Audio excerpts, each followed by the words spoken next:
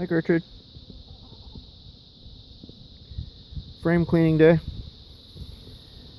Propolis, the dreaded foundation wires, tub of wax, interested hens. Tick, tick, tick, tick. They're looking for wax moth larva. Sorry, girls, this time of year there isn't any. This is Gertrude. She was attacked by a hawk. Almost decapitated. We sewed her up with tooth floss. How you doing, Gertrude?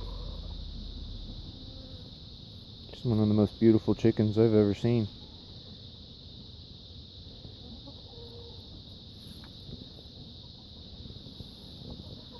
But they love it. We're out here cleaning frames. Dead outs. And the bees are flying like mad. It's actually quite